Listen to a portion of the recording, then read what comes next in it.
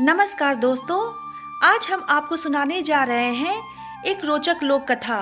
इस कथा को सीता माता कहती थी और श्री राम इसे सुना करते थे। एक दिन श्री राम भगवान को किसी काम के लिए बाहर जाना पड़ गया, तो सीता माता कहने लगी कि भगवान, मेरा तो 12 वर्ष का नितनेम है। अब आप बाहर जाएंगे तो मैं अपनी कहानी किसे सुनाऊंगी। श्री राम ने कहा कि तुम कुएं की पाल पर जाकर बैठ जाना और वहां जो औरतें पानी भरने आएंगी उन्हें अपनी कहानी सुना देना। सीता माता कुएं की पाल पर जाकर बैठ जाती हैं। एक स्त्री आई, उसने रेशम की जरी की साड़ी पहन रखी थी और सोने का घड़ा ले रखा था।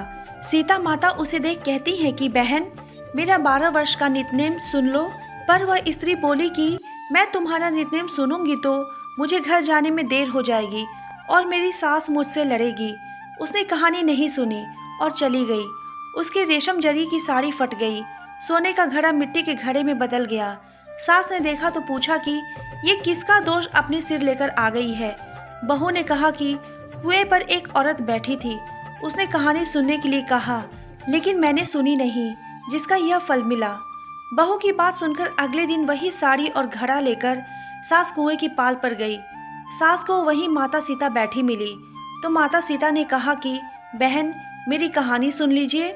सास बोली कि एक बार छोड़, मैं तो 4 बार कहानी सुन लूंगी।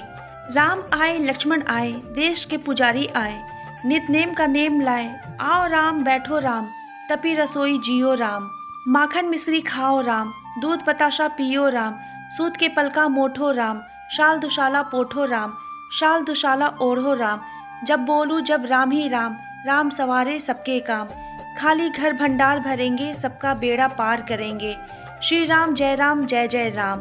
सास बोली कि बहन, कहानी तो बहुत अच्छी लगी। कहानी सुनकर सास घर चली गई और उसकी साड़ी फिर से रेशम जरी की बन गई। मिट्टी का घड़ा फिर से सोने के घड़े में बदल गया।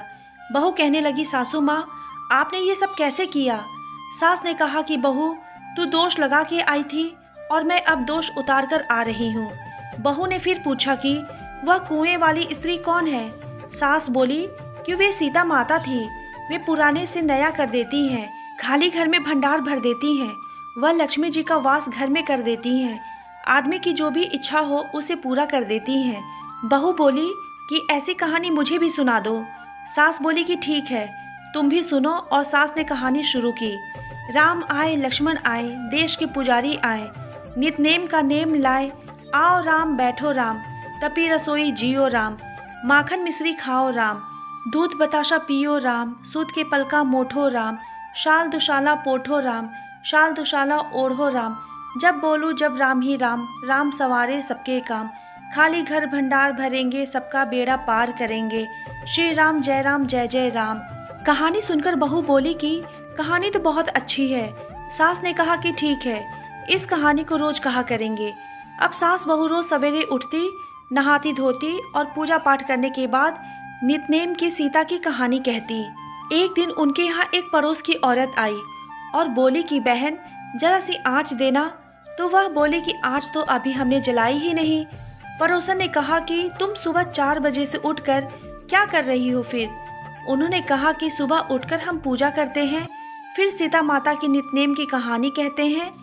पड़ोसन ने उनकी बात सुनकर फिर कहा कि सीता माता की कहानी कहने से तुम्हें क्या मिला। वे बोली कि इनकी कहानी कहने से घर में भंडार भर जाते हैं, सारे काम सिद्ध होते हैं, मन की इच्छा भी पूरी होती है। पड़ोसन कहती है कि बहन, ऐसी कहानी तो मुझे भी सुना दो। फिर वह बोली कि ठीक है, तुम भी यह कहानी सुन लो। राम आए लक्ष्मण आए, देश के पुजारी आए, नितनेम का नेम लाए, आओ राम बैठो राम। सारी कहानी सुनने के बाद पड़ोसन कहने लगी कि बहन, कहानी तो मुझे बहुत अच्छी लगी। अब वह पड़ोसन भी नितनेम सीता माता की कहानी कहने लगी। कहानी कहने से सीता माता ने पड़ोसन के भी भंडार भर दिए। अब तो पूरे मोहल्ले में नितनेम की कथा चल पड़ी, हर किसी की मनोकामना पूरी होने लगी। हे सीता माता, जैसे आपने उनके भंडार भरे, वैसे ही आप हमारे भी भंडार भरना, कहानी सुनने वाले के भी और कहानी कहने वाले के भी। उत्तर प्रदेश, बिहार, हिमाचल प्रदेश और हरियाणा के कुछ क्षेत्रों में आज भी यह कथा सीता जयंती पर चाव से सुनाई जाती है। दोस्तों, ये कहानी आपको कैसी लगी, कमेंट बॉक्स में हमें ज़रूर बताएं और हमारे चैनल को सब्सक्राइब करें। हमारे वीडियो को लाइक शेयर ज़रूर करें। मिलते हैं एक और नई कहानी के साथ, तब तक के लिए धन्यवाद।